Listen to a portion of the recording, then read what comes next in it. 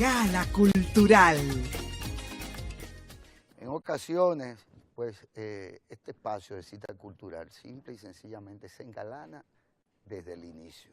Ya lo hemos hecho con esta lindísima interpretación de El Zarambo de don Julio Alberto Hernández. Que anoche tuvo su concierto, la Compañía Lírica Nacional. Queremos felicitarlos a todos, a su directora, la profesora Ondina Matos, que dio un concierto maravilloso en homenaje a él. Bien, y hoy, en nuestra gala cultural, pues una distinguida y querida poeta dominicana, Chiqui Vicioso, quien no deja de producir ni una cosa ni la otra, y siempre nos mantiene al tanto a través de este y otros espacios y otros medios de las actividades que emprende siempre alrededor de temas que solo ella, o a los que solo ella de manera muy particular le ha dado seguimiento a través del tiempo. Doña Chiqui, bienvenida a Doña esta no, que es muy joven aún. Chiqui Vicioso. Buenos días, Un gran muchas honor, gracias un gran por honor. invitarme. Encantada de recibirte como siempre. En esta ocasión, Chiqui, ¿qué estás haciendo? ¿Hacia dónde van tus esfuerzos en estos días? Tú sabes que el día 25 de noviembre es el Día Internacional de la No Violencia por el asesinato de las hermanas Mirabal. Nosotros hemos escrito una obra que se llama Aura Evangelina sobre la primera médico dominicana. Este año es su centenario. Una muchacha negra de San Pedro de Macorís que vendía gofios y que vendiendo gofios pudo estudiar y vendiendo gofios pudo entrar a la Universidad de Santo Domingo. En aquella época. En aquella época donde tuvo que esperar que se muriera el rector 8 años para graduarse, quien había jurado que un negro no se graduaba de la universidad, y luego vendiendo gofio pudo ir a París y hacer una maestría en ginecobstetricia. Y es una mujer que era tan brillante que fue adoptada por Jean Fauré, que era el pionero de la educación sexual y la planificación familiar, para trabajar en la maternidad de Baudeluc en París. Y decidió regresar a abrir en el 29 un consultorio en un barrio popular de San Pedro de Macorís y empezar a trabajar con las mujeres pobres. Eso le costó, implementó la gota de leche. Exactamente, para madres lactantes súper pobres. Ella abrió un consultorio de leche gratuita y toda esa era demasiado altruista avanzado para su época. Eso le costó prácticamente la vida, porque el trujillismo empezó a perseguirla, la torturó y entonces no la mataron, sino que la soltaron en un trillo de Atomayor, y ella comenzó a caminar enloqueció con una Virgen de la Altagracia en la cabeza, y la llamaron la Peregrina del Este. Es un personaje extraordinario porque es el ejemplo de cómo una mujer inteligente, de avanzada, se le destruye cuando no encaja en lo que eran los patrones del momento. Josefina Pimentel, entonces ministra de Educación, cuando leyó la obra se encantó, la adoptó como la principal actividad del Ministerio de Educación para ese día. Se va a presentar el 25 de noviembre. Si el actual ministro de Educación, que tiene engavetada la obra, la saca de la gaveta y entonces le da curso. Ya vamos como por 10 ensayos. José Miura está haciendo la escenografía. ¿Quiénes actores? Radamés Polanco es el director de la Escuela Nacional de Teatro. Actor y director teatral. Y la está dirigiendo. Y dramaturgo. En realidad es una obra de teatro. Es una obra de teatro con 2 actrices, un actor, y es una más, bueno... Que bien podría ser una escaleta para una película. Exacto, bueno, la están considerando, pero es un tributo en su centenario. Entonces, ¿qué pasa? Este año también es el centenario de Mese, el gran poeta martiniqueño que escribió Cuadernos de Retorno al País Natal. Entonces, ¿qué he hecho para rendirle también homenaje a Césaire en su centenario? Que cuando a ella la torturan ella contesta con versos de Césaire. ¿Tú entiendes? Y es también el... Este es el toque artístico tuyo. Sí, y el cincuentenario de una Pero ella mujer, como la directora de la de obra, me una da la mujer impresión. que yo amé, que es Edith Piaf, que cumple 50 Sí, años. estuvimos de comentándolo en el Entonces, programa. cuando va ella para París, que se está midiendo toda esa ropa que le han prestado, bufanda, guante, bota, entonces ahí entra la vie en rose, la vida en rosa, y termina la obra con ese gran himno de una mujer que no pudieron derrotar tampoco, que es rien de rien, nada de nada, es decir, no me han derrotado.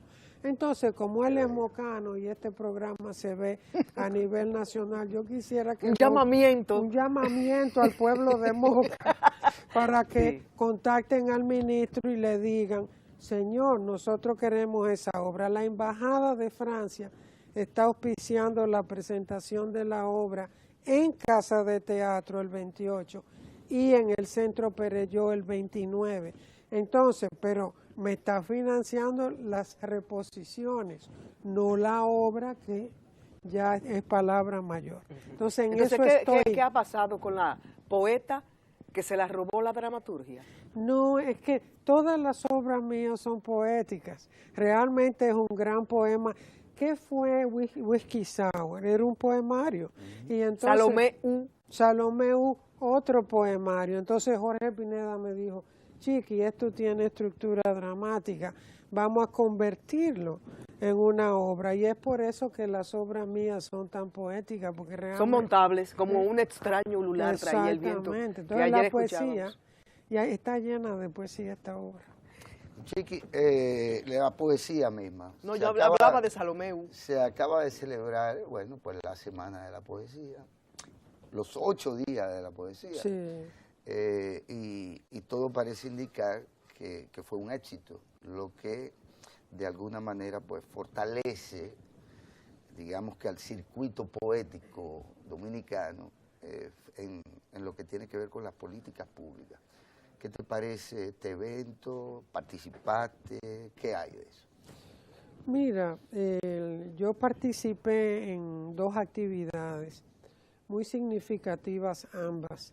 Acompañé al poeta Roberto Fernández Retamar, que es director de Casa de las Américas, y un honor para nosotros tenerlo aquí, a una escuela, la Pedro Enríquez Ureña, en el kilómetro 22 de la carretera Duarte, y fue una experiencia muy interesante porque estaba repleta de estudiantes la escuela, y desde luego que ellos tienen que aprender qué es la poesía y qué es declamar, porque un muchacho nos pidió permiso y lo que él hizo fue realmente declamarle un poema a la muchacha de que estaba enamorado. Yo me pero qué inteligente muchacho. No, eso fue para levantarse. Utilizó el escenario. Pero él pensaba que eso era un poema y realmente eso no era un poema, eso era una declaración de amor. Un rapeo. Pública. Exacto, entonces tú no te imaginas, yo te llevo colgada en mi pupila. Roberto y yo nos sonreíamos porque estas son cosas que tú nada más haces cuando tienes 15 años. Sí, Pero hay que darle talleres para que ellos aprendan a distinguir entre lo que es la poesía como ejercicio escritural.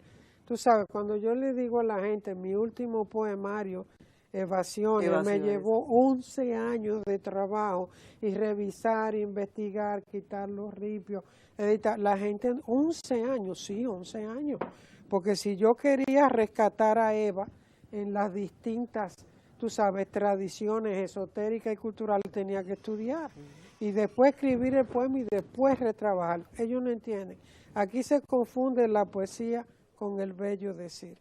La otra actividad donde estuve fue en la UAS, en un coloquio sobre Carmen Natalia Martínez Bonilla, que no es una poeta muy conocida aquí porque hizo toda su obra en Puerto Rico. Y la hizo en Puerto Rico porque era una exilada de la dictadura de Trujillo. Y ya cuando regresó, que fue en el 62, de inmediato la nombraron en la ONU y ahí ya ella empezó a trabajar para las mujeres de América Latina. Esa también fue una experiencia interesante porque estaba llena de estudiantes.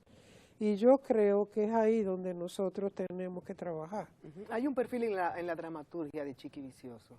Rescata el valor de las mujeres. Claro. Es el caso de Salomé Ureña. Ayer celebrábamos el Día Nacional de la Poesía, ¿no? Y sería bueno, tú que has sido una estudiosa de Salomé Ureña, incluso no solamente poemas, sino obra de teatro has escrito sobre la figura de esta gran poetisa dominicana. ¿Pudiéramos hacer una reflexión sobre el valor de su figura hoy día en la poesía dominicana? Y entre las mujeres. Y entre las mujeres. Claro. Bueno, mira, creo que lo que más me conmovió en la escuela Pedro Enrique Ureña fue que nos recibieron primero con una semblanza de Salomé y después con 2 poemas coreados de Salomé. Ruinas, que todos los niños y niñas de este país se saben, y que yo creo que hasta cierto punto explican la psicología nacional. Y la otra fue a mi Pedro. Entonces, era una actividad en la escuela Pedro Enrique Ureña, pero que empezó con Salomé. Eso garantiza que Salomé no muera. Es decir, cada año los y las estudiantes de este país aprenden quién fue ella. Quizás no la entienden en toda su dimensión, pero se aprenden de memoria sus poemas y eso es sumamente importante.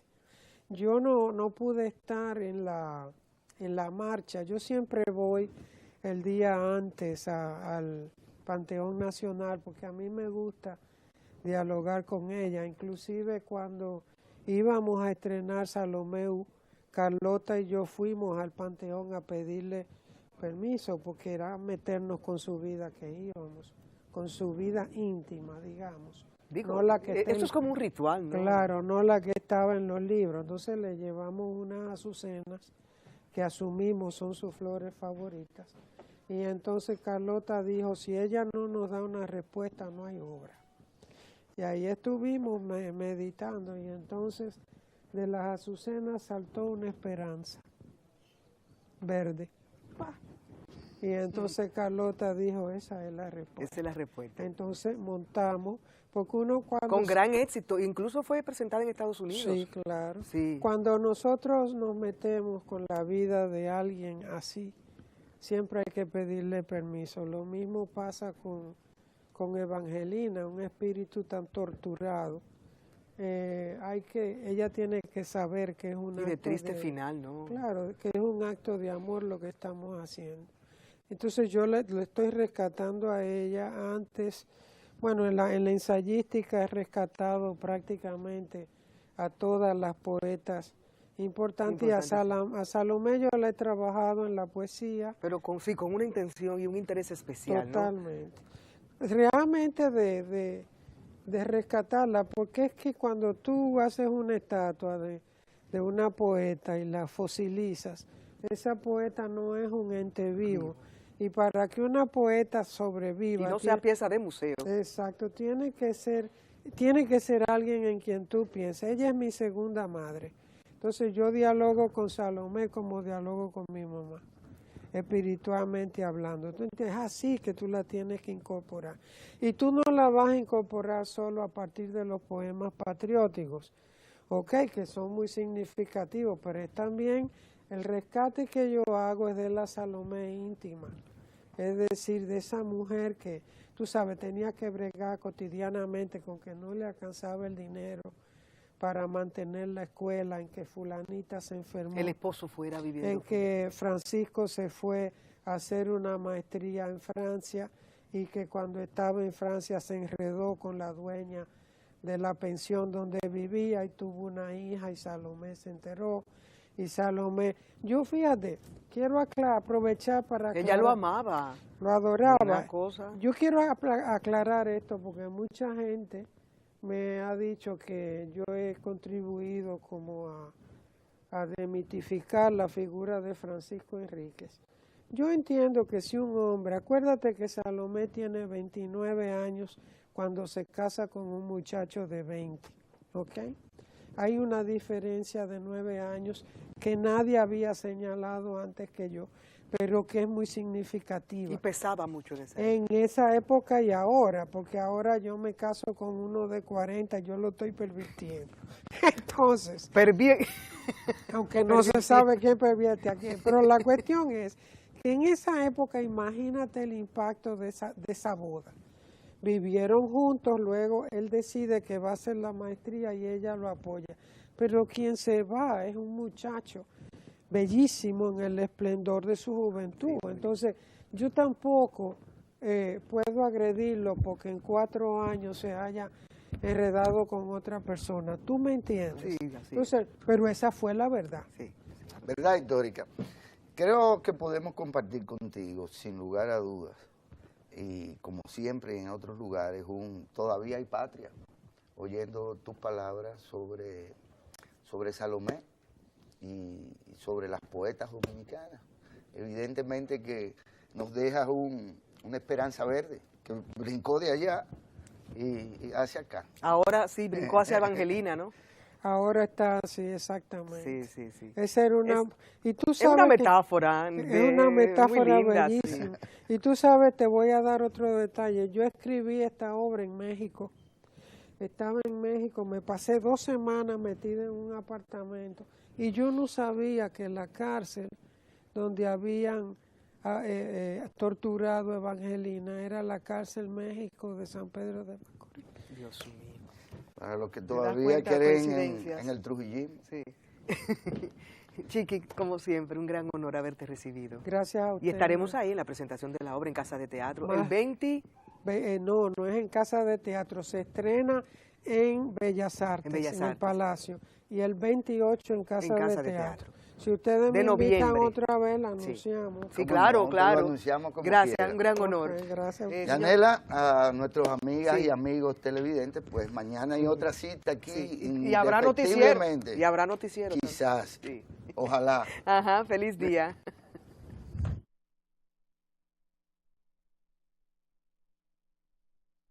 Recogiendo testimonio de las personalidades que vienen. Algo así como recomiendo cita cultural.